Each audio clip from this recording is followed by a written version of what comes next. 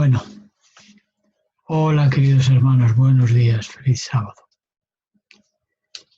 El tema que hoy quiero presentaros como reflexión y lo he titulado La divinidad de Jesús.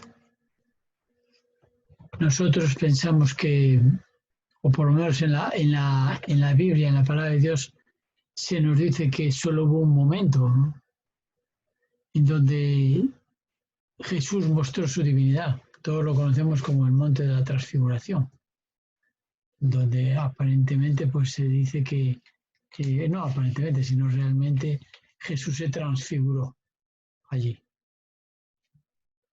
Podemos decir, bueno, pero allí se transfiguró solo a 3 discípulos, que fueron los que subieron con él a ese monte.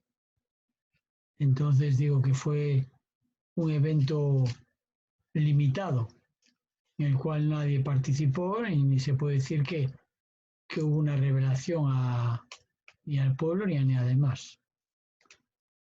Pero esta reflexión, estudio, quiero compartirla porque he descubierto. Inicialmente había descubierto como 10, ¿vale? A lo largo del estudio fueron apareciendo como 10 ocasiones.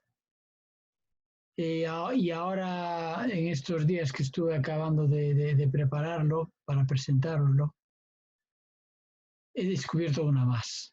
Estamos hablando de 11 ocasiones o eventos donde Jesús mostró su divinidad. Entonces, quiero empezar con una introducción y en esta introducción voy a utilizar 3 citas bíblicas con 3 autores distintos, que serían en este caso, primeramente vamos allá. Aquí tenemos, ¿vale? Aquí tenemos, entonces lo he titulado así: La divinidad de Jesús, lecciones que podemos aplicar a nuestras vidas. Así lo he titulado. El primer autor la primera cita bíblica la tenemos en Juan 20:31, que dice: pero estas cosas se han escrito para que creáis que Jesús es el Cristo, el Hijo de Dios, y para que creyendo tengáis vida en su nombre. Bien, vamos a ponernos en el contexto un momentito. Cuando el Evangelio de Juan fue escrito hacia finales del siglo I, 3 grandes peligros amenazaban la vida y la pureza de la Iglesia cristiana. Vale, finales del siglo I. Él era el único apóstol que quedaba vivo y la Iglesia había entrado en una situación bien peligrosa. Y dice que lo que le amenazaba era, y ese era el más serio, la decadencia de la piedad. Se había perdido el amor entre los hermanos. Eso es muy significativo. Otro era la herejía y sobre todo el gnosticismo, y ya en la época de Pablo se había empezado a introducir, pero aquí ya tenía mucha fuerza, que negaba la realidad de la encarnación y fomentaba el libertinaje, porque el cuerpo no era bueno, solo era bueno el espíritu. Entonces el cuerpo no importaba lo que hicieras, porque lo que importaba era el espíritu. Y el tercero era la persecución. En ese tiempo había una fuerte persecución contra los cristianos por parte del Imperio Romano. Dice, se necesitaba un cuadro vívido del Salvador a fin de fortalecer la fe en la realidad de las grandes verdades del Evangelio, tales como la encarnación de Jesús. ¿Vale? La encarnación, Jesús había sido encarnado, había venido en carne, su verdadera divinidad y verdadera humanidad,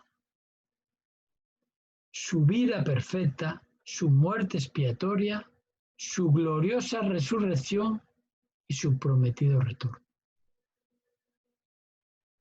Solamente cuando la vida y la misión del Salvador se conservan como una realidad viviente en la mente y el corazón, puede ser efectivo en la vida el poder transformador de su gracia. La vida y la misión del Salvador necesitamos conservarlo como una realidad viviente en nuestras mentes. Entonces se nos dice que por este motivo Juan hizo esta declaración que tenemos aquí. Estas cosas se han escrito para... Había grandes peligros en ese momento. Amor entre los hermanos se había perdido. Y no voy a entrar en declaraciones de Elena White donde dice que empezaron a criticarse unos a otros y a mirarse las faltas. Herejías, sobre todo el gnosticismo, negando a la encarnación de Jesús, que no había venido en carne, había venido en espíritu, y su divinidad. Y el tercero es la persecución, que nosotros, de momento, por lo menos aquí donde nosotros vivimos, no la tenemos. Sí que la hay en otros lugares. Juan resume aquí el propósito de lo que escribió y el plan que siguió al elegir el material. No tenía la meta de presentar una historia completa de Jesús, ni siquiera una biografía que apuntara en detalles. Eligió las señales que formaban el fundamento de su tema y que eran el propósito por el cual escribía. Jesús es el Cristo. Y estas palabras indican su divinidad. Jesús era el nombre que Cristo usó como ser humano. La parte humana o carnal, la parte como humano. Era su nombre personal y el nombre con el cual lo conocieron sus contemporáneos. Para muchos ese nombre solo identificaba al hijo del carpintero. Jesús, el hijo de María y de José. El propósito de Juan era demostrar que el Jesús que los hombres conocían ciertamente era el Mesías. Otro autor que tenemos que vamos a utilizar es a Lucas. Y Lucas nos relata o nos narra la historia de cuando el ángel Gabriel se le presentó a la Virgen María para darle anuncio. ¿Vale? Y entonces, claro, María dice, ¿cómo yo voy a tener un hijo si yo no he conocido varón? Entonces le dice, el Espíritu Santo vendrá sobre ti y el poder del Altísimo te cubrirá con su sombra, por lo cual también el santo ser que nacerá será llamado Hijo de Dios. Estaba indicando quién era el ser que iba a nacer. No era cualquiera.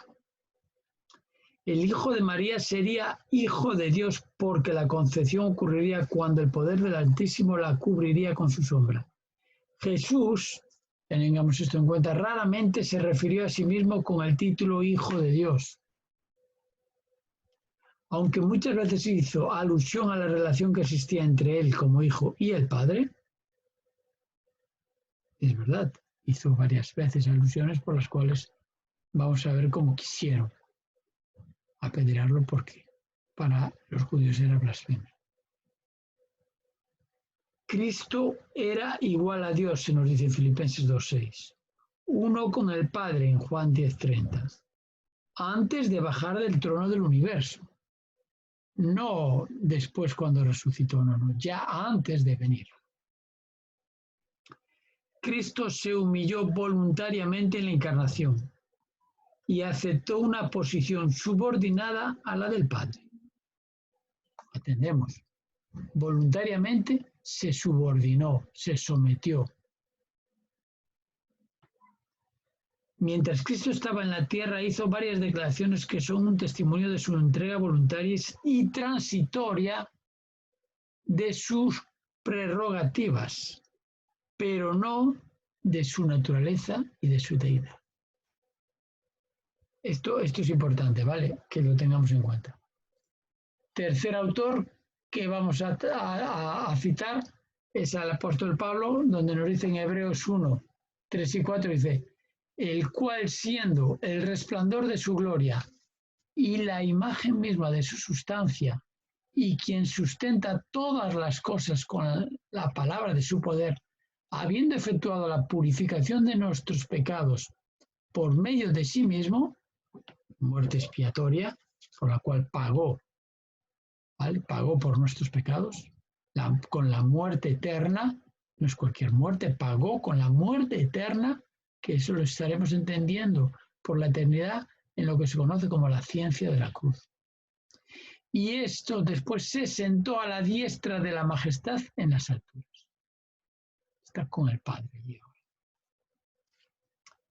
Dice aquí, cuando se dice que Cristo es la imagen misma de la hipóstasis del Padre, hipóstasis es la palabra griega que se utiliza para sustancia.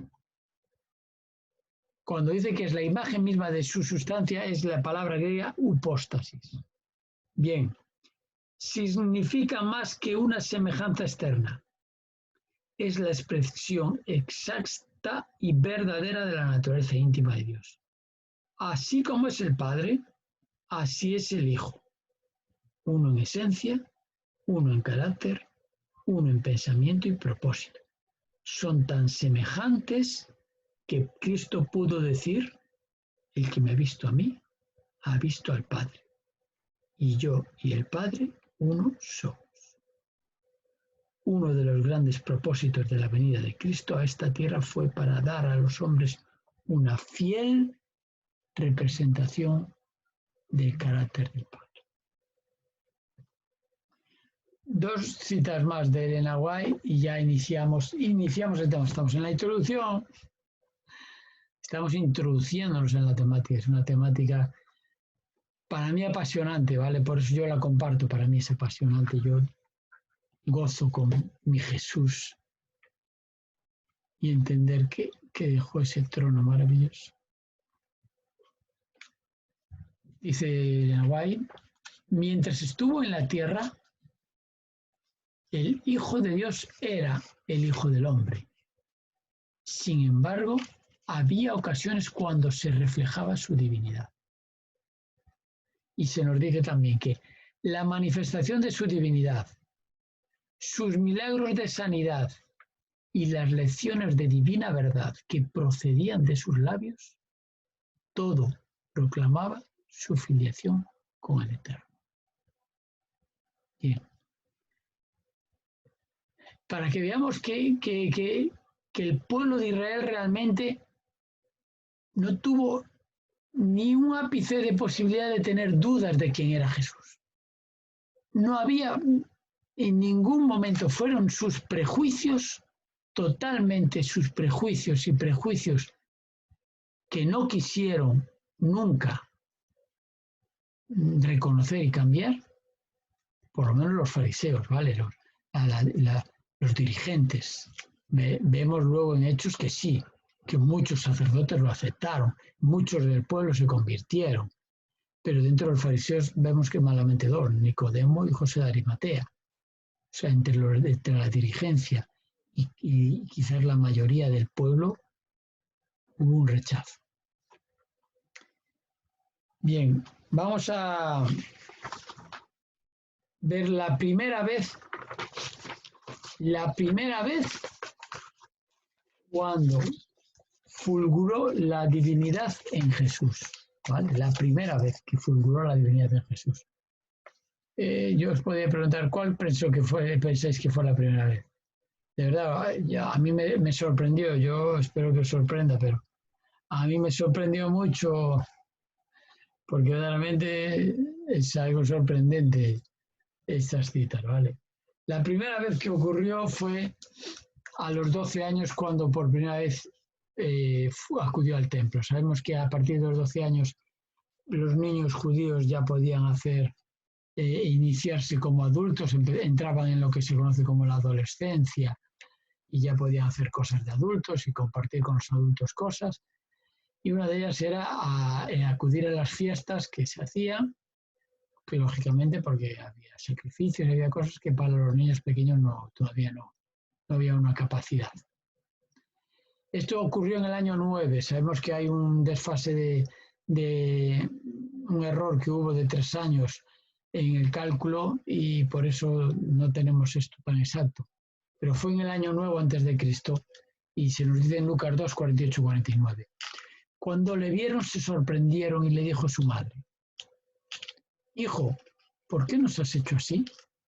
Y aquí, tu padre y yo te hemos buscado con angustia. Entonces él les dijo: ¿por qué me buscabais? ¿No sabíais que en los negocios de mi padre me es necesario estar? ¿Vale? Desde el comentario bíblico sabemos el contexto, ¿vale? En la fiesta de la Pascua, los padres entretenidos pierden a Jesús. Lo pierden de tal manera que se vuelven a casa y se dan cuenta en casa de que es que no estaba el niño. Porque pensaban que, bueno, iba detrás de ellos, como todos los niños judíos, muy obedientes, no se apartaban de los padres. Vale. Volvieron a Jerusalén para ver si lo encontraban y les llevó 3 días encontrarlo. Lo encontraron precisamente ¿en dónde? En el templo con los sacerdotes y con los escribas. Y dice, María y José estaban maravillados de lo que habían podido oír de la conversación de Jesús con los doctores de la ley. Pero más que eso, quedaron atónitos por la apariencia de Jesús. Esto ocurría por primera vez como testimonio de la verdad, de que el Hijo del Hombre no era otro que el Hijo de Dios. Y nos dice Ellen White, ¿vale? Una cita. En la escuela de los rabinos encontraron a Jesús. Aunque llenos de regocijo, no podían olvidar su pesar y ansiedad. Cuando estuvo otra vez reunido con ellos, la madre le dijo, con palabras que implicaban un reproche: Hijo, ¿por qué nos has hecho así? He aquí tu padre y yo te hemos buscado con dolor. Y contestó Jesús, ¿por qué me buscabais? ¿No sabíais que en los negocios de mi padre me conviene estar? Y como no parecían comprender sus palabras, él señaló hacia arriba, y en su rostro había una luz que los admiraba. La divinidad fulguraba a través de la humanidad. Al hallarle en el templo, habían escuchado lo que sucedía entre él y los rabinos, y se habían asombrado de sus preguntas y respuestas. Sus palabras despertaron en ellos pensamientos que nunca habrían de olvidarse. Deseadoras todas las gentes, capítulo 8, la visita de Pascua. Vemos la primera vez que fulguró su divinidad a través de la humanidad, mostrando realmente quién era. Lecciones prácticas. En cada evento que vamos a ver donde Jesús se mostró, vamos a procurar sacar una lección práctica, algo que nos ayude a nosotros para que la apliquemos, ¿vale?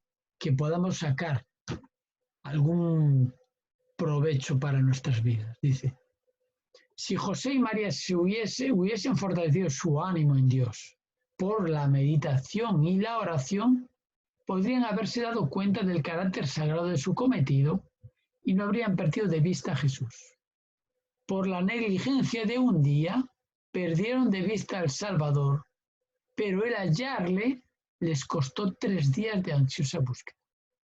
¿Cuál fue el motivo de esa negligencia? Conversación ociosa. La maledicencia. Hermano, la maledicencia tiene que ver con criticar, chismear, empezar a hablar de fulanito, de menganito, del hermano tal, del otro, y el chisme y la crítica. Y el descuido de la oración, podemos en un día perder la presencia del Salvador. Y pueden requerirse muchos días de pesarosa búsqueda para hallarle y recobrar la paz que habíamos perdido. Que Dios nos ayude, ¿vale? A no caer en esto. Dice, en nuestro trato mutuo debemos tener cuidado de no olvidar a Jesús, ni pasar por alto el hecho de que no está con nosotros. Cuando nos dejamos absorber por las cosas mundanales de tal manera que no nos acordamos de aquel en quien se concentra nuestra esperanza de vida eterna, nos separamos de Jesús y de los ángeles celestiales. Estos seres santos no pueden permanecer donde no se desea la presencia del Salvador y se nota su ausencia. Y esta es la razón por la cual existe con tanta frecuencia el desaliento entre los que profesan seguir a Cristo. Nos dejamos absorber por las cosas mundanales y apartamos la vista, al igual que Pedro cuando estaba sobre el agua. En caso de Pedro, el motivo era para envanecerse, mirar, ¿no? Quería mostrarle a sus compañeros lo que él era capaz de hacer, envalentonándose ahí. Pero puede ser porque el mundo nos enreda en cosas. Cada uno sabe sus cosas. Y eso no debe permitir que perdamos de vista en quien tenemos la esperanza. Segunda oportunidad. La tercera tentación en el desierto. Sabemos que nada más ser bautizado Jesús, esto ocurrió en el año 27. Fijaos que pasaron 18 años. Jesús se nos dice, ya no se nos vuelve a relatar nada ni de la niñez, ni de su adolescencia. Hay un silencio ahí sobre todo ese tiempo de su vida. Y lo siguiente, pues es cuando Jesús es bautizado, y nada más ser bautizado, es llevado por el Espíritu al desierto para ser probado, ¿vale? Y se nos dice en la tercera tentación en Mateo 4, 10, 11. Entonces Jesús le dijo, vete, Satanás, porque escrito está, al Señor tu Dios adorarás y a Él solo servirás. El diablo entonces le dejó y aquí vinieron ángeles y le servían. Nos dice Elena White. Satanás había puesto en duda que Jesús fuese el Hijo de Dios. Fijaos que esto es una obra de Satanás. Cuando hay alguien que duda de eso, y estoy hablando de alguien entre los cristianos, no hablo de alguien que no es creyente, claro. Hijo de Dios en el sentido de hijo eterno de Dios, no que en un momento dado el Padre le dio, lo creó, no. En su sumaria despedida tuvo una prueba que no podía contradecir. La divinidad fulguró a través de la humanidad doliente. Estaba muy, muy debilitado Jesús. Satanás no tuvo poder para resistir la orden. Cuando le dijo, vete, Satanás. Retorciéndose de humillación e ira, se vio obligado a retirarse de la presencia del Redentor del mundo. La victoria de Cristo fue tan completa como lo había sido el fracaso de Adán. Gloria a Dios por Cristo victorioso. Lección práctica. Mirar. Así podemos nosotros resistir la tentación y obligar a Satanás a alejarse. Jesús venció por la sumisión a Dios y la fe en Él. Y mediante el apóstol se nos dice, someteos pues a Dios, resistid al diablo y de vosotros huirá. Acercaos a Dios y Él se acercará a vosotros.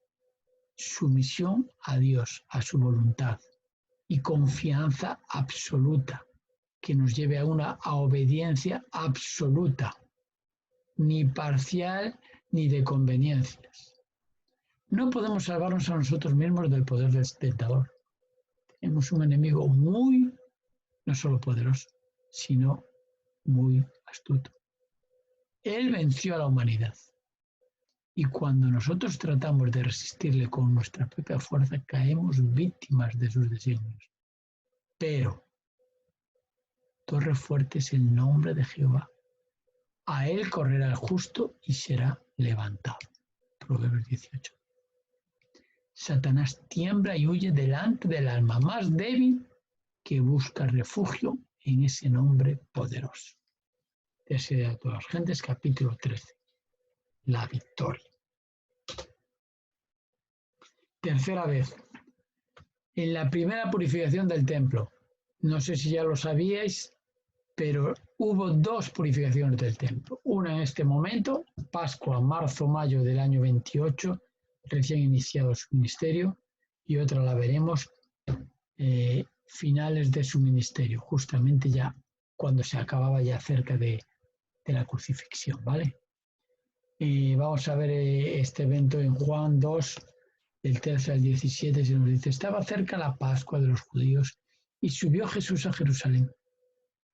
Y halló en el templo a los que vendían bueyes, ovejas y palomas, y a los cambistas allí sentados. Y haciendo un azote de cuerdas, echó fuera del templo a todos, y las ovejas y los bueyes, y esparció las monedas de los cambistas, y volcó las mesas. Y dijo a los que vendían palomas: quitad de aquí esto, y no hagáis de la casa de mi padre casa de mercado. Entonces se acordaron sus discípulos que está escrito: el celo de tu casa me consume. Nos dice Elena White: dominados por el terror, los sacerdotes y príncipes habían huido del atrio del templo y de la mirada escrutadora que leía sus corazones. Mientras subían, se encontraron con otros que se dirigían al templo y les aconsejaron que se volvieran, diciéndoles lo que habían visto y oído. Cristo miró anhelante a los hombres que huían, compadeciéndose de su temor y de su ignorancia y de lo que constituía el verdadero culto. Es decir, no tenían una verdadera comprensión del verdadero culto de Dios, lo habían totalmente corrompido. Pregunta: ¿y por qué huyeron los sacerdotes del templo? ¿Por qué no le hicieron frente? El que les ordenaba que se fuesen era hijo de un carpintero, un pobre Galileo, sin jerarquía ni poder terrenales. ¿Por qué no le resistieron? ¿Por qué abandonaron la ganancia tan mal adquirida y huyeron a la orden de una persona de tan humilde apariencia externa? Ganancia tan mal adquirida porque realmente engañaban, cobraban más de lo que había que cambiar monedas. Bueno, era corrompido. Ese sacerdocio estaba totalmente ya corrompido. Cristo hablaba con la autoridad de un rey, y en su aspecto y en el tono de su voz había algo a lo cual no podían resistir. Al oír la orden se dieron cuenta como nunca antes de su verdadera situación de hipócritas y ladrones. Cuando la divinidad fulguró a través de la humanidad, no solo vieron indignación en el semblante de Cristo, se dieron cuenta del significado de sus palabras. Se sintieron como delante del trono del juez eterno, como oyendo su sentencia para ese tiempo y la eternidad. Por el momento quedaron convencidos de que Cristo era profeta, y muchos creyeron que era el Mesías. El Espíritu Santo les recordó vívidamente las declaraciones de los profetas acerca del Cristo, porque tenían conocimiento. Ellos eran los que más conocimiento tenían. El pueblo se les escuchaba a ellos. El pueblo no sabía ni leer, y las escrituras estaban en su posesión. Pregunta ella: ¿cederían a esta convicción? No quisieron arrepentirse. Tenían la revelación de la palabra y tenían a Jesús revelándoles la confirmación de la palabra. Pensativos, pero con odio en el corazón, volvieron lentamente al templo. Pero ¿qué cambios se había verificado durante su ausencia? Cuando ellos huyeron, los pobres quedaron atrás, y estos estaban ahora mirando a Jesús, cuyo rostro expresaba su amor y simpatía. Con lágrimas en los ojos decía a los temblorosos que le rodeaban: no temáis, yo os libraré, y vosotros me glorificaréis. Por esta causa he venido al mundo. Qué maravilloso Jesús tenemos, Dios mío. Lección práctica para nosotros. Esta es una tremenda lección práctica, ¿vale? Una tremenda lección práctica. En la purificación del templo, Jesús anunció su misión como Mesías y comenzó su obra. A causa del pecado, la humanidad había dejado de ser templo de Dios. Pero por la encarnación del Hijo de Dios se cumple el propósito del cielo. Dios mora en la humanidad y mediante la gracia salvadora, el corazón del hombre vuelve a ser su templo. Dios quería que el templo de Jerusalén fuese un testimonio continuo del alto destino ofrecido a cada alma, pero los judíos no habían comprendido el significado del edificio que consideraban con tanto orgullo. No se entregaban a sí mismos como santuarios del Espíritu Divino. Los atrios del templo de Jerusalén, llenos del tumulto de un tráfico profano, representaban con demasiada exactitud el templo del corazón, contaminado por la presencia de las pasiones sensuales y los pensamientos profanos. Al limpiar el templo de los compradores y vendedores mundanales, Jesús anunció su misión de limpiar el corazón de la contaminación de los pecados, del pecado de los deseos terrenales, de las concupiscencias egoístas, de los malos hábitos que corrompen el alma.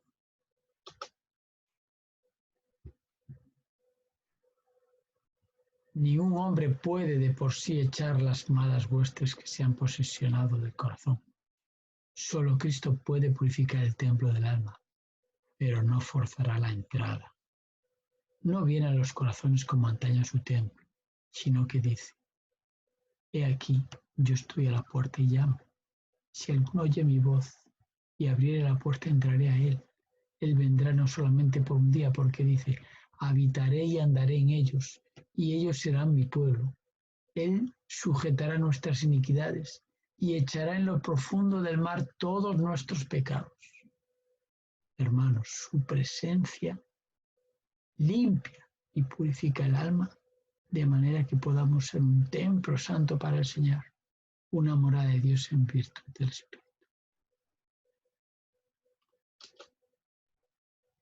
Cuarta ocasión, en el monte de la transfiguración. Esta es la que conocemos todos, esta es la más conocida.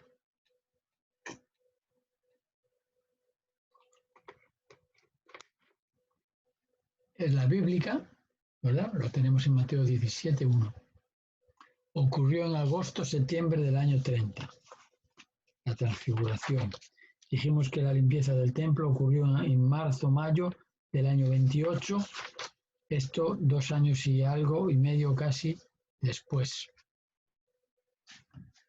6 días después Jesús tomó a Pedro, a Jacobo y a Juan, los tres que hemos dicho que subieron, y los llevó aparte a un monte alto, y se transfiguró delante de ellos, y resplandeció su rostro como el sol, y sus vestidos se hicieron blancos como la luz.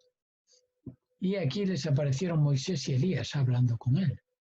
Entonces Pedro dijo a Jesús: Señor, bueno es para nosotros que estemos aquí. Si quieres, hagamos aquí 3 enramadas, una para ti, otra para Moisés y otra para Elías. Mientras él aún hablaba, una nube de luz los cubrió.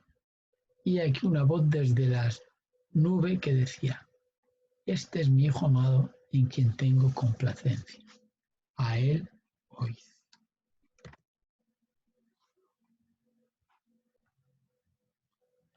Mientras está postrado humildemente sobre el suelo pedregoso, los cielos se abren de repente. Las áureas puertas de la ciudad de Dios quedan abiertas de par en par, y una irradiación santa desciende sobre el monte rodeando la figura del Salvador. Su divinidad interna refulge a través de la humanidad y va al encuentro de la gloria que viene de lo alto. Levantándose de su posición postrada, Cristo se destaca con majestad divina. Ha desaparecido la agonía de su alma. Su rostro brilla ahora como el sol. Sus vestiduras son blancas como la luz. Sobre el monte el futuro reino de gloria fue representado en miniatura. El futuro reino de gloria. Cristo el Rey, Moisés representante de los santos resucitados y Elías de los que serán trasladados. Ahora el cielo había enviado sus mensajeros a Jesús, no ángeles, sino hombres que habían soportado sufrimientos y tristezas y podían simpatizar con el Salvador en la prueba de su vida terrenal. Moisés y Elías habían sido colaboradores de Cristo, habían compartido su anhelo de salvar a los hombres. Moisés había rogado por Israel, que perdones ahora su pecado, y si no, ráeme ahora de tu libro que has escrito. Elías había conocido la soledad de espíritu mientras durante 3 años y medio había llevado el peso del odio y la desgracia de la nación. Había estado solo de parte de Dios sobre el monte Carmelo.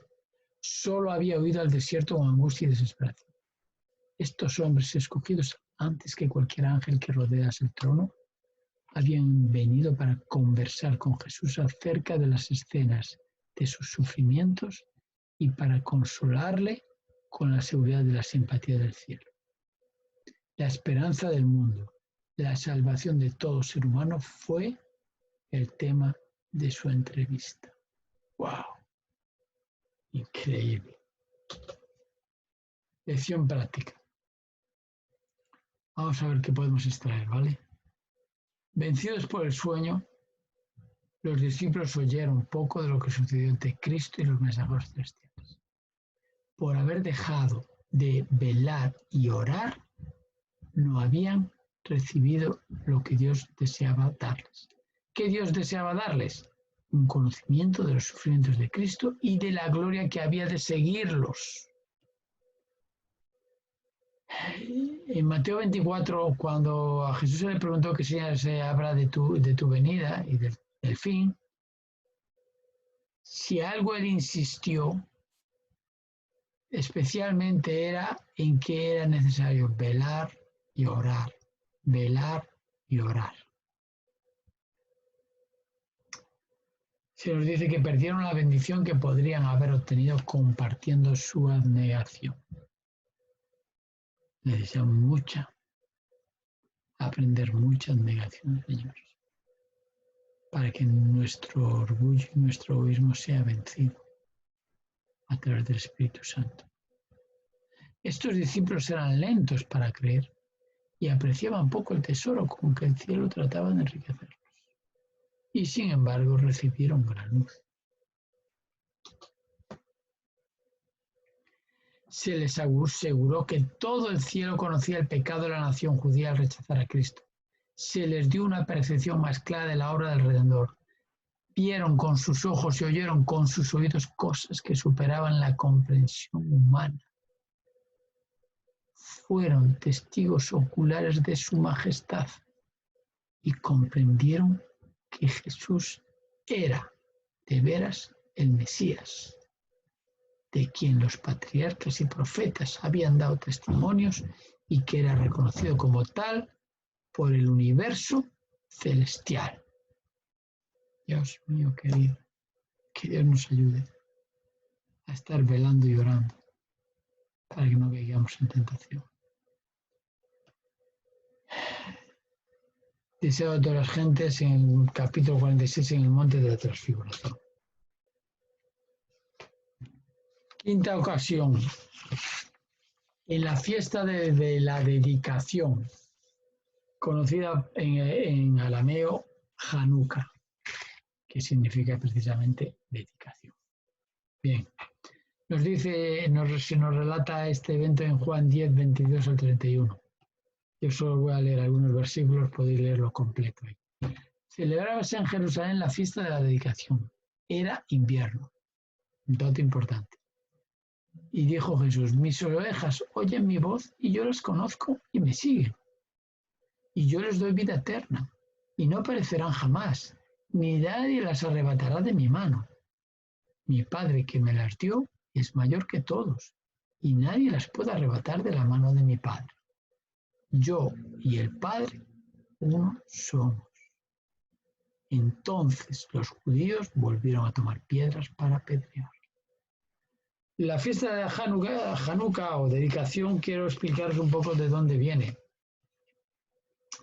Parece ser que esta fiesta fue instituida por Judas Macabeo para celebrar la limpieza del templo y la restauración de sus servicios después de la profanación realizada por Antíoco Epífanes, uno de los reyes griegos que invadieron Israel, ¿vale?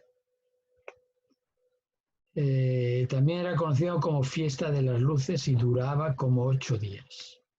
Bueno, una fiesta que los judíos habían inventado, pero Dios se lo permitía siempre y cuando fuese hecha de manera correcta, ¿verdad? Yo y el Padre uno somos. Dice aquí Elena White, con cuánto poder y firmeza pronunció estas palabras. Los judíos jamás habían escuchado palabras semejantes de labios humanos y una influencia persuasiva se apoderó de ellos, porque pareció que la divinidad fulguró a través de la humanidad cuando Jesús dijo, yo y el Padre una sola cosa somos. Jesús los miró con calma y les dijo intrépidamente, muchas buenas obras os he mostrado de mi Padre. ¿Por cuál de ellas me apedreáis? La majestad del cielo permaneció en perfecta calma, como un Dios delante de sus adversarios. No se intimidó ante sus rostros amenazadores y sus manos cargadas de piedras. Él sabía que estaba rodeado de fuerzas invisibles y legiones de ángeles dispuestos, con una sola palabra procedente de sus labios, a paralizar a la multitud si se atrevían a amenazarle con lanzarle una sola piedra. Permaneció impávido ante ellos. Fuerzas invisibles y legiones de ángeles. Claro, nosotros decimos, pero si él tenía poder divino. Pero sabemos que humanamente, mientras estuvo encarnado aquí, él dependía 100% del Padre y de lo que el Padre decidiera. Con lo cual no podía utilizar su poder divino para hacer ninguna de estas cosas porque lógicamente se anularía entonces su ejemplo. Pues nosotros no poseemos ese poder divino, sino que la naturaleza divina viene a nosotros, pero ¿a qué? A que venzamos el mal. Pero el mal de una forma no con poder divino.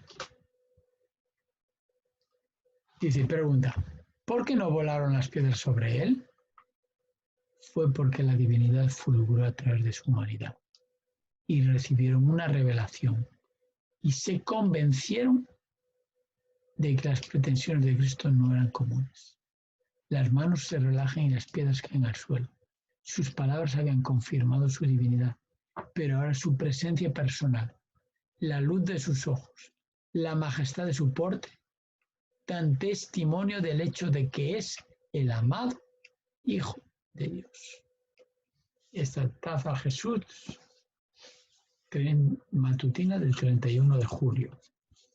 Esto se le reveló a los judíos, ¿vale? A los dirigentes. Vemos como los dirigentes vieron claramente todo esto. Sexta ocasión, en la resurrección de Lázaro.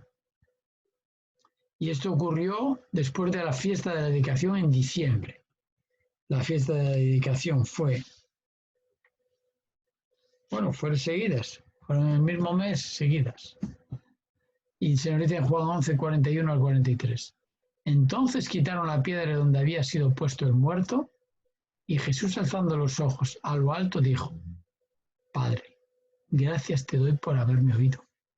Yo sabía que siempre me oyes, pero lo dije por causa de la multitud que está alrededor, para que crean que tú me has enviado. Y habiendo dicho esto, clamó a gran voz, Lázaro, ven fuera. Su voz clara y penetrante entró en los oídos del muerto. La divinidad fulguraba a través de la humanidad. En su rostro iluminado por la gloria de Dios, la gente ve la seguridad de su poder. Cada ojo está fijo en la entrada de la cueva. Cada oído está atento al menor sonido. Con interés intenso y doloroso aguardan todas las pruebas de la divinidad de Cristo. La evidencia que ha de comprobar su aserto de que es hijo de Dios o extinguir esa esperanza para siempre. Hay agitación en la tumba silenciosa y el que estaba muerto se pone de pie a la puerta del sepulcro. Sus movimientos son trabados por el sudario en que fuera puesto y Cristo dice a los espectadores asombrados, desatadle y dejadle ir. Lección práctica. Quitad la piedra. Aquí hay un mandato divino, quitar la piedra. Cristo podría haber ordenado a la piedra que se apartase. Habría obedecido a su voz. Podría haber ordenado a los ángeles que estaban a su lado que la sacase. A su orden, manos invisibles habían removido la piedra, pero había de ser sacada por manos humanas. Así Cristo quería mostrar que la humanidad ha de cooperar con la divinidad. No se pide al poder divino que haga lo que el poder humano puede hacer. Dios no hace a un lado la ayuda del hombre. Le fortalece y coopera con él mientras emplea sus facultades y capacidades que se le dan. Vuelve a serles demostrado que el obrero humano ha de cooperar con Dios. La humanidad ha de trabajar por la humanidad. Lázaro queda libre y está de pie ante la gracia, y no demacrado por la enfermedad, ni con miembros débiles y temblorosos, sino como un hombre en la flor de la vida, provisto de noble fidelidad. Sus ojos brillan de inteligencia y de amor por su Salvador, y se arroja a los pies de Jesús para adorar. Capítulo 58, el deseo de todas las gentes, Lázaro, sal fuera. Es decir, las piedras que tengamos nosotros, cada uno sabe las suyas, pueden ser malos hábitos, pueden ser cosas que estemos haciendo erróneamente. Podemos decir, no, Señor, yo quiero tener más paciencia. Bueno, y resulta que vienen dificultades y huimos de ellas y no nos enfrentamos y no desarrollamos esas virtudes que tanto necesitamos. Cada uno sabe sus piedras. ¿Cuál es la piedra que nosotros necesitamos quitar? Séptima ocasión. Segunda purificación del templo. Ocurre el lunes en la semana de la Pascua del año 31. El lunes de la semana de la crucifixión. Si nos dice en Mateo 21, 12 y 13, 14. Y entró Jesús en el templo de Dios y echó fuera a todos los que vendían y compraban en el templo y volcó las mesas de los campistas y las sillas de los que vendían palomas. Y les dijo, escrito está, mi casa, casa de oración será llamada, mas vosotros la habéis hecho cueva de ladrones. Y vinieron a él en el templo ciegos y cojos y los sanó. De nuevo la mirada penetrante de Jesús recorrió los profanados atrios del templo. Todos los ojos se fijaron en él. Sacerdotes y gobernantes, fariseos y gentiles miraron con asombro y temor reverente al que estaba delante de ellos con la majestad del Rey del cielo. La divinidad fulguraba a través de la humanidad, invistiendo a Cristo con una dignidad y gloria que nunca antes había manifestado. Los que ya estaban más cerca se alejaron de él tanto como el gentío lo permitía. Fijémonos que ya es la segunda ocasión que se muestra tanto a todos los sacerdotes y gobernantes. Y en este último evento que ocurrió, luego se nos dice que luego más adelante, cuando hubo el derramamiento del Pentecostés y todos los milagros que hicieron, muchos sacerdotes lo aceptaron, ¿vale? Porque realmente esto fue una prueba totalmente irrefutable. Exceptuando unos pocos discípulos suyos del Salvador, quedó solo. Se acalló todo sonido. El profundo silencio parecía insoportable. Cristo habló con un poder que influyó en el pueblo como una poderosa tempestad. Escrito está, mi casa, casa de oración será llamada, mas vosotros cueva de ladrones la habéis hecho. Su voz repercutió por el templo como trompeta. El desagrado de su rostro parecía fuego consumidor. Ordenó con autoridad, quitad de aquí esto. Lección práctica. Al comenzar su ministerio, Cristo había echado del templo a los que lo contaminaban con su tráfico profano, y su porte severo y semejante al de Dios había infundido terror al corazón de los maquinadores traficantes. Al final de su misión vino de nuevo al templo y lo halló tan profanado como antes. El estado de cosas era peor aún que antes. Estaban tan completamente dominados por su afán de lucrar que a la vista de Dios no eran mejores que los ladrones. En lugar de sentir humilde arrepentimiento del pecado, habían multiplicado los sacrificios de animales, como si Dios pudiese ser honrado por un servicio que no nacía del corazón. Los sacerdotes y gobernantes habían endurecido sus corazones con el egoísmo y la avaricia. Habían convertido en medios de ganancia los mismos símbolos que señalaban al Cordero de Dios. Así se había destruido en gran medida a los ojos del pueblo la santidad del ritual de los sacrificios. Esto despertó la indignación de Jesús. Él sabía que su sangre, que pronto había de ser derramada por los pecados del mundo, no sería más apreciada por los sacerdotes y ancianos que la sangre de los animales que ellos vertían constantemente. Octava vez. Es la última vez que enseña en el templo y esto ocurrió el martes. El lunes fue la purificación. Volvió otra vez al templo el martes, ¿vale? Y ahí le relató dos parábolas. Vamos a centrarnos en una de ellas, ¿vale?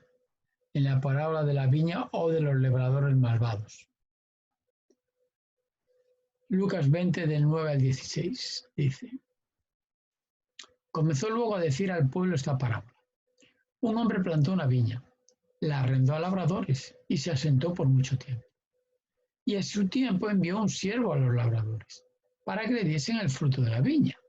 Pero los labradores le golpearon y le enviaron con las manos vacías. Volvió a enviar otro siervo, mas ellos a este también golpeado y afrentado le enviaron con las manos vacías. Volvió a enviar un tercer siervo, mas ellos también a este echaron fuera y herido. Entonces el señor de la viña dijo: ¿qué haré? Enviaré a mi hijo amado, quizás cuando le vean a él le tendrán respeto. Mas los labradores al verle discutían entre sí diciendo: este es el heredero, venid, matémosle para que la heredad sea nuestra. Y le echaron fuera de la viña y le mataron. ¿Qué pues le hará el señor de la viña? Vendrá y destruirá a estos labradores y dará su viña a otros. Cuando ellos oyeron esto, dijeron: Dios nos libre. Vamos a ver cómo nos relata en Hawái el espíritu de profecía este evento. Habiendo descrito ante los sacerdotes el acto culminante de su maldad, Cristo les preguntó: cuando viniera el señor de la viña, ¿qué hará a aquellos labradores? Los sacerdotes habían estado siguiendo la relación con un profundo interés y sin considerar la relación que con ellos tenía el asunto, se unieron al pueblo para contestar: a los malos destruirá miserablemente y su viña dará renta a otros labradores que le paguen el fruto a su tiempo. Sin darse cuenta de ello, habían pronunciado su propia condenación. Jesús los miró y bajo esta mirada escrutadora comprendieron que leía los secretos de su corazón. Su divinidad fulguró delante de ellos con poder inconfundible. Se vieron retratados en los labradores e involuntariamente exclamaron: no lo permita Dios. Con solemnidad y pesar, Cristo preguntó: ¿nunca leísteis en las Escrituras? La piedra que desecharon los que edificaban, esta fue hecha por cabeza de esquina. Por el Señor es hecho esto y es cosa maravillosa a nuestros ojos. Por tanto os digo que el reino de Dios será quitado de vosotros y será dado a gente que haga frutos de él. Y el que cayere sobre esta piedra será quebrantado, y sobre quien ella cayere le desmenuzará. Profetas y Reyes, capítulo 59, la casa de Israel.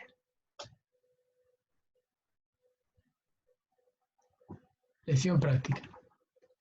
La parábola de la viña se aplica no solo a la nación judía, tiene una lección para nosotros. La Iglesia en esta generación ha sido dotada por Dios de grandes privilegios y bendiciones, y Él espera los resultados correspondientes. Hemos sido redimidos mediante un rescate costoso. Solo por la grandeza de este rescate podemos concebir sus resultados. en esta tierra, la tierra cuyo suelo ha sido humedecido por las lágrimas y la sangre del Hijo de Dios, se han de producir preciosos frutos del paraíso. En la vida de los hijos de Dios, las verdades de su palabra han de revelar su gloria y excelencia. Mediante su pueblo, Cristo ha de manifestar su carácter y los principios de su reino. Esos principios se han de manifestar en el cristiano individualmente, en la familia, en la iglesia y en cada institución establecida para el servicio de Dios. Todos estos han de ser símbolos de lo que se puede hacer para el mundo. Han de ser representaciones del poder salvador de las verdades del Evangelio. Todos son agentes en el cumplimiento del gran propósito de Dios para la especie humana. Ese gran propósito de nosotros que volver a restaurarnos, reconciliarnos con el Padre para que podamos poder estar por Él por la eternidad. La Iglesia es muy preciosa a la vista de Dios. La estima de acuerdo con el crecimiento de los miembros en el conocimiento de Dios y Cristo, de acuerdo con su progreso en la vida espiritual. Cristo anhela recibir de su viña el fruto de santidad y abnegación. Busca los principios de amor y de bondad. Toda la belleza del arte no puede compararse con la belleza del temperamento y del carácter que se han de revelar en los que son representantes de Cristo. La atmósfera de la gracia que rodea el alma del creyente, el Espíritu Santo que trabaja en la mente y el corazón, son los que hacen de él un sabor de vida para vida y permiten que Dios bendiga su obra. Palabras de vida del Gran Maestro, capítulo 23. Un mensaje a la Iglesia moderna. Una joya este capítulo. Una joya para nosotros, como todas las joyas. Novena ocasión. Arresto en el Getsemaní. ¿Cuándo? La noche del jueves para el viernes. Sabemos que fue antes de ser crucificado. Y se nos dice en Juan 18, 4 al 6. Pero Jesús, sabiendo todas las cosas que le habían de sobrevenir, se adelantó y le dijo: ¿a quién buscáis? Les respondieron: a Jesús Nazareno. Jesús les dijo: yo soy. Y estaba también con ellos Judas, el que le entregaba. Cuando les dijo yo soy, retrocedieron y cayeron a tierra. No se veían en Jesús huellas de su reciente agonía cuando se dirigió al encuentro de su traidor. Adelantándose a sus discípulos dijo: ¿a quién buscáis? Contestaron: a Jesús Nazareno. Jesús respondió: yo soy. Mientras estas palabras eran pronunciadas, el ángel que acababa de servir a Jesús se puso entre él y la tumba. Una luz divina iluminó el rostro del Salvador y le hizo sombra una figura como de paloma. En presencia de esta gloria divina, la turba homicida no pudo resistir un momento. Retrocedió tambaleándose. Sacerdotes, ancianos, soldados y aun Judas cayeron como muertos al suelo. El ángel se retiró y la luz se desvaneció. Jesús tuvo oportunidad de escapar, pero permaneció sereno y dueño de sí. Permaneció en pie como un ser glorificado, en medio de esta banda endurecida, ahora postrada e inerme a sus pies. Los discípulos miraban mudos de asombro y pavor. Pero la escena cambió rápidamente. La turba se levantó. Los soldados romanos, los sacerdotes y Judas se reunieron en derredor de Cristo. Parecían avergonzados de su debilidad y temerosos de que se les escapase todavía. Volvió el Redentor a preguntar: ¿a quién buscáis? Habían tenido pruebas de que el que estaba delante de ellos era el Hijo de Dios, pero no querían convencerse. 10ª ocasión. Vemos cómo fueron suficientes ocasiones. Yo con la 10ª ya me quedaba, pero hubo una vez más. O sea, igual vosotros podríais encontrar alguna más, pero bueno, yo creo que son suficientes. Mateo 26, 63 a 64, ante Caifás, la noche de su arresto.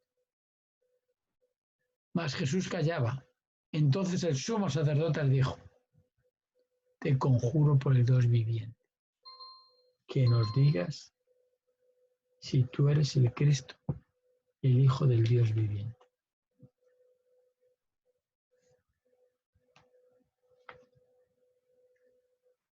Jesús le dijo, tú lo has dicho.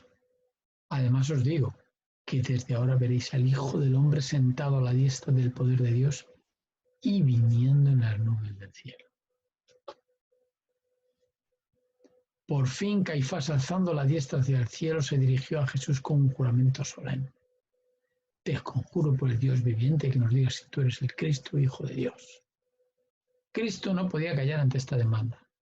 Había tiempo en que debía callar y tiempo en que debía hablar. No habló hasta que se le interrogó directamente. Sabía que el contestar ahora aseguraría su muerte. Pero la demanda provenía de la más alta autoridad reconocida en la nación y en el nombre del Altísimo. Cristo no podía menos que demostrar el debido respeto a la ley. Más que esto, su propia relación con el Padre había sido puesta en tela de juicio.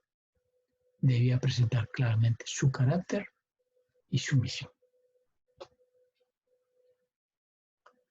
Todos los oídos estaban atentos y todos los ojos se fijaban en su rostro mientras contestaba.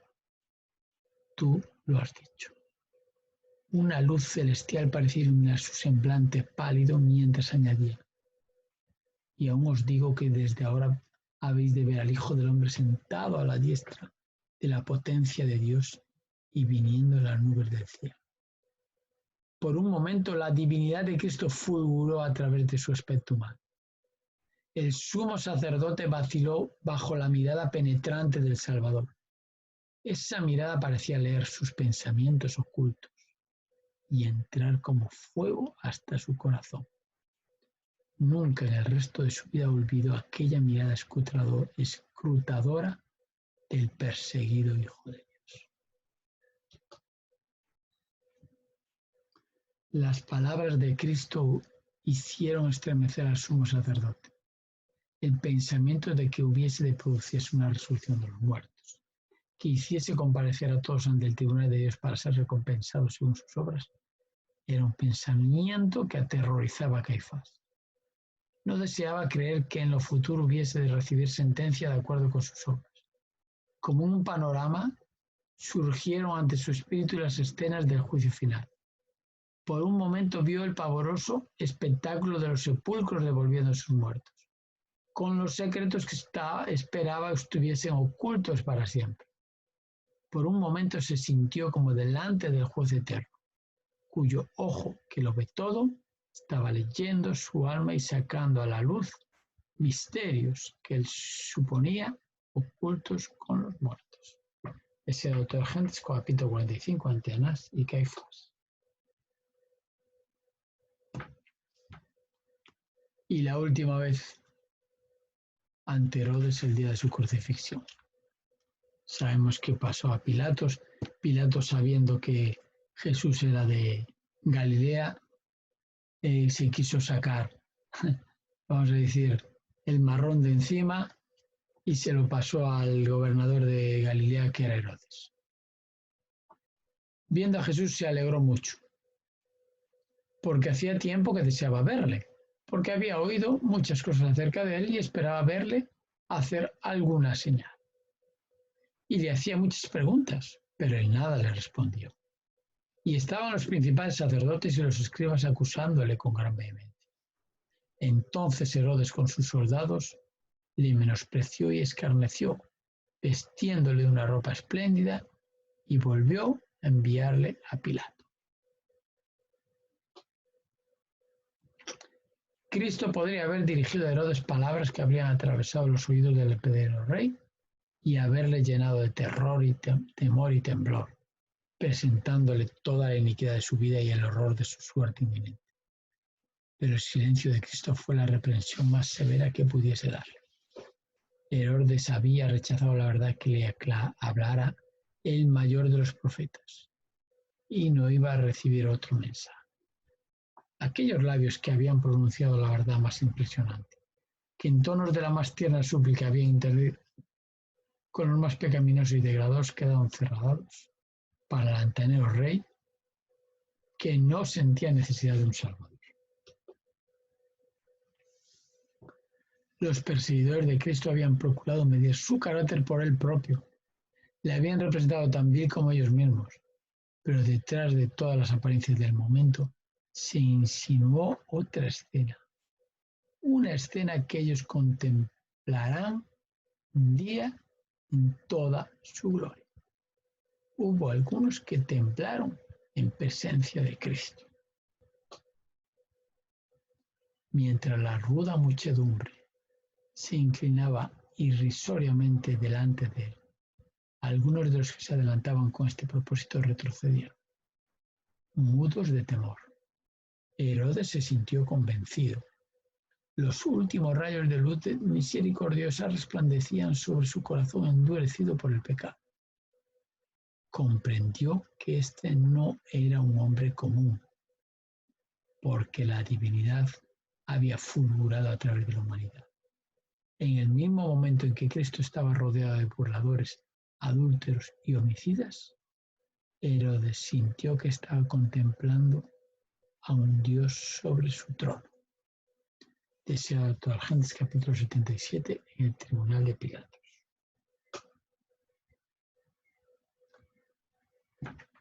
Y para terminar voy a terminar con dos citas que podemos aplicarlas todos, cada uno de nosotros, sobre estos eventos por los cuales Jesús se mostró como quien era.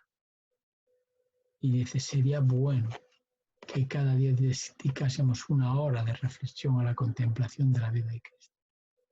Una hora, hermanos. ¿Cuánto dedicamos nosotros a estudiar la Biblia? ¿Cuánto tiempo nos paramos a meditar?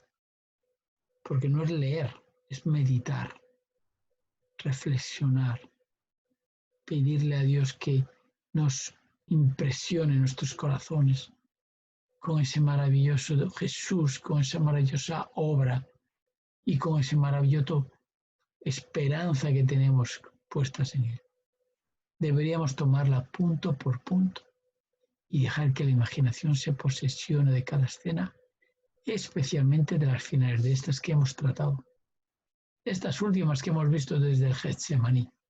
Estas últimas escenas finales hemos visto cómo Jesús estaba ahí.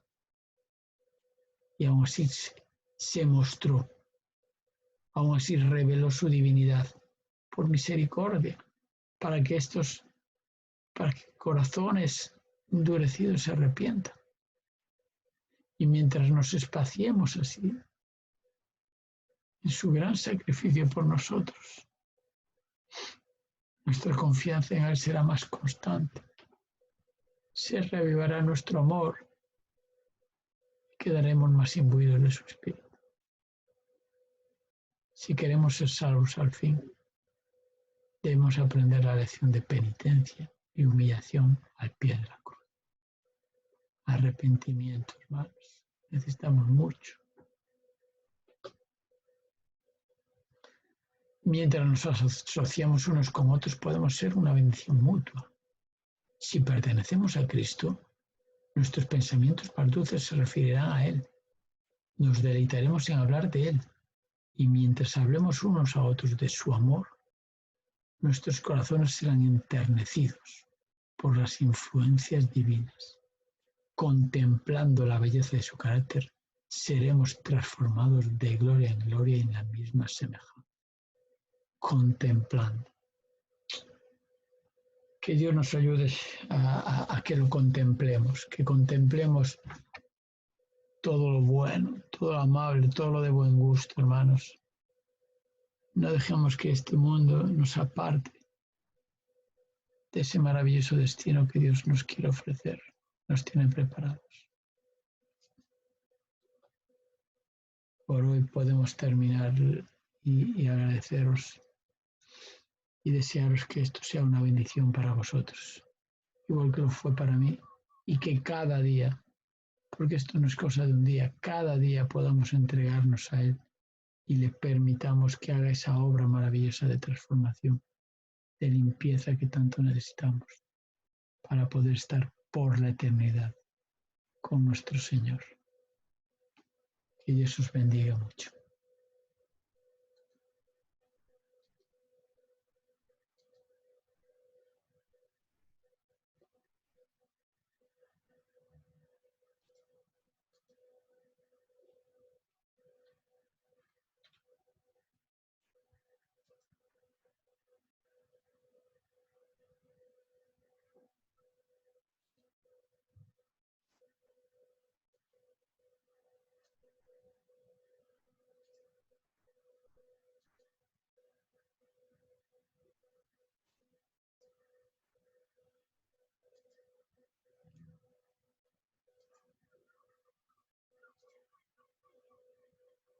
Ya está.